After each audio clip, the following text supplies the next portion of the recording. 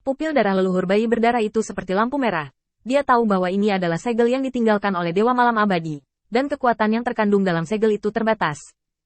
Alasan mengapa dia akhirnya bisa melakukan serangan balik dengan pisau tadi adalah karena kekuatan yang digunakan oleh Raja Malam Abadi untuk menekan dan menghadapinya melemah.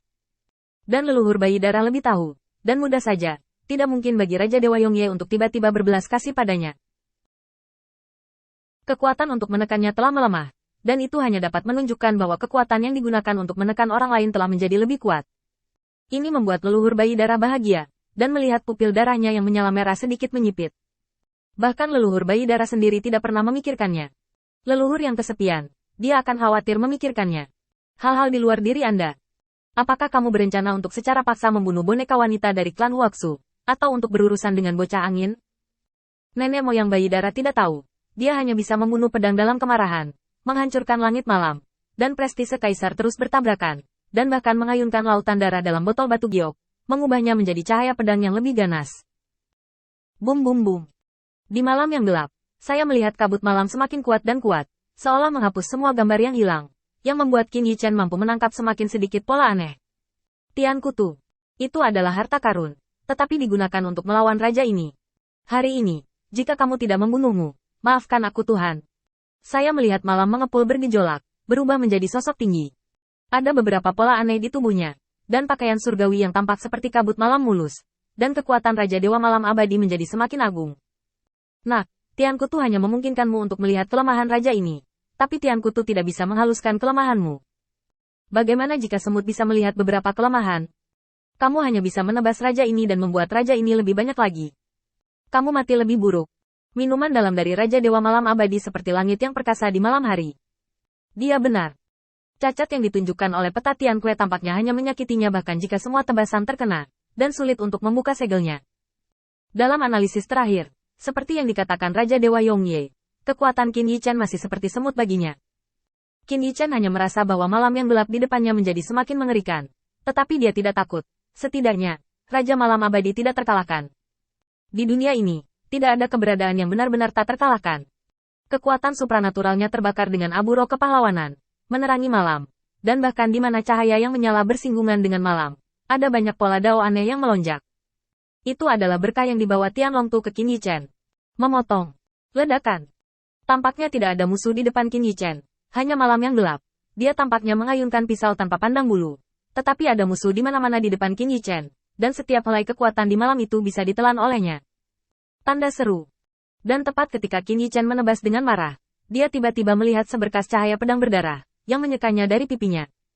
Jika tidak dihindari tepat waktu, pisau ini akan cukup untuk memotong setengah dari kepalanya. Qin Yichen tidak bisa menahan diri untuk tidak terkejut secara diam-diam. Cahaya pedang yang ganas dan berdarah seperti itu pasti berasal dari kekuatan leluhur bayi darah. Ini membuat hati Qin Yichen terguncang. Di malam yang gelap ini, dia akhirnya tidak bertarung sendirian. Apakah ini memisahkan saya dan leluhur bayi darah dalam waktu dan ruang yang berbeda? Atau kita semua di malam yang gelap ini, hanya tersisa dibutakan dengan kekuatan Raja Dewa Malam Abadi? Tersembunyi, tidak bisa melihat satu sama lain. Tampaknya cahaya pedang barusan tampaknya menjadi leluhur bayi darah secara tidak sengaja. Tetapi jelas bahwa Raja Dewa Malam Abadi sengaja membimbingnya. Ingin mereka memotong malam tanpa menyadarinya. Tetapi itu benar-benar menyakiti temannya karena kesalahan. Tanda seru. Kilatan cahaya pisau berdarah membuat jantung Qin Yichen berdebar-debar, dan kekuatan leluhur bayi darah juga tidak boleh diremehkan.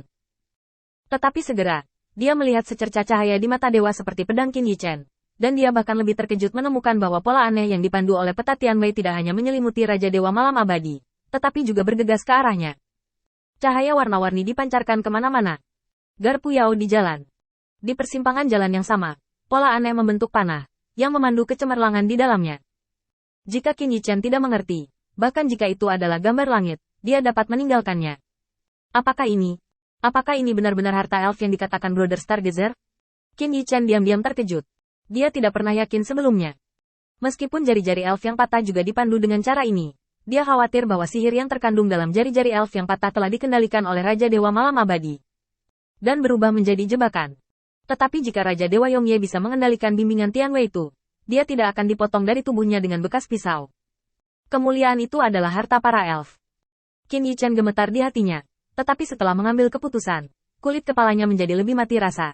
Karena dia melihat pedang berdarah menebas di depannya, seperti leluhur berdarah menjadi gila, dan dia hampir musnah oleh jiwa pedang tebasan.